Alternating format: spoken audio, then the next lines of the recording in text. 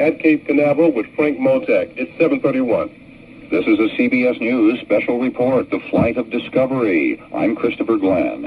After about a half-hour delay to check out a data recorder that started up when it shouldn't have, there's now only about 2 minutes until the planned blast-off of Space Shuttle Discovery on the year's second orbital flight after 2 months of delays. It's a military mission, but this time not classified. The 7-man crew will be conducting a variety of experiments related to the so-called Star Wars missile defense program during their 8 days aloft, working around the clock in 2 shifts.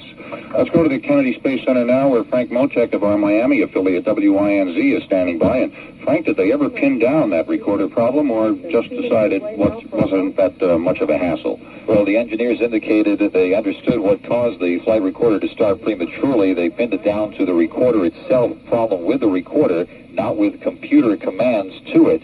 The launch director here wanted to make sure the recorder's inadvertent startup was not the result of errant computer commands. The computers checked out fine. Apparently the problem was with the recorder. They have another one on board, so it should be no problem. They're going to proceed with the launch, and looks like everything else seems to be working just fine right now.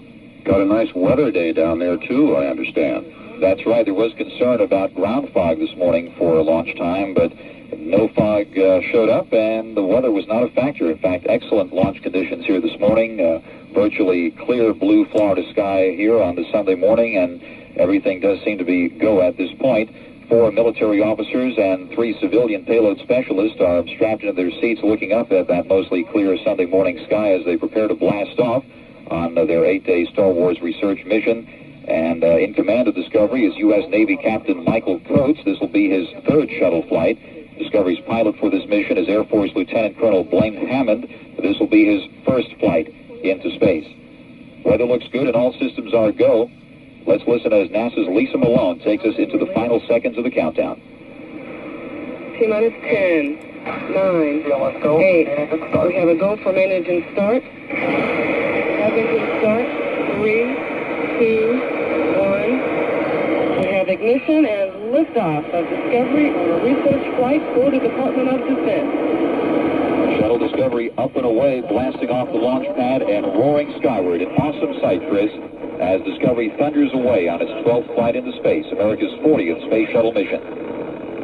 Sure looks pretty. These early morning launches are always very nice to look at because of the low angle of the sun. Gives it a very nice lighting effect. And a clear blue sky, the roar of the shuttle's powerful rocket boosters reaching us at the press site now as Discovery soars away over the Atlantic Ocean. Now at 70% rate. Discovery heading off with a bright tail of fire and thick trail of exhaust. Discovery accelerates through the dense lower altitudes. Shuttle streaking away quickly now, already approaching just about the speed of sound. 1,000 feet per second, altitude 200,000 feet. Discovery looking good, Chris, as it heads toward orbit. 4,000 feet. Frank, this is a military mission. How come it's not classified this time, as so many have been in the past? Systems performing well.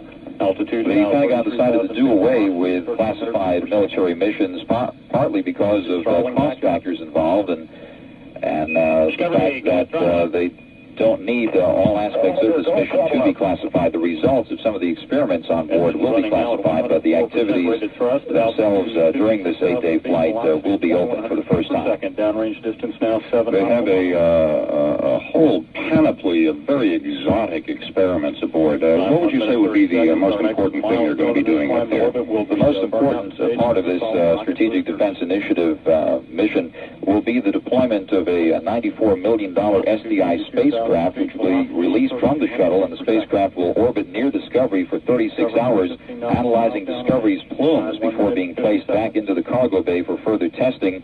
They want to get some data on what possible missiles, intercontinental ballistic missiles, would look like in the event of an attack on the U.S. or on its allies.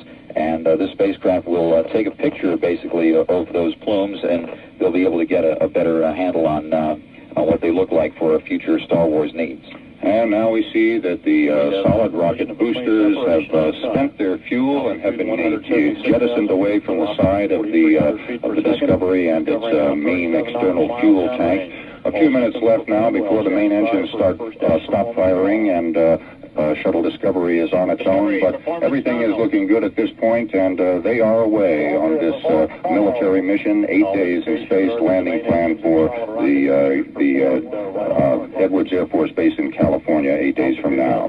This has been a CBS News special report, The Flight of Discovery. I'm Christopher Glenn in New York. And good morning, everyone. It's 7:36 at 9:40 WINZ. The Discovery is off the launch pad. It's headed into outer space.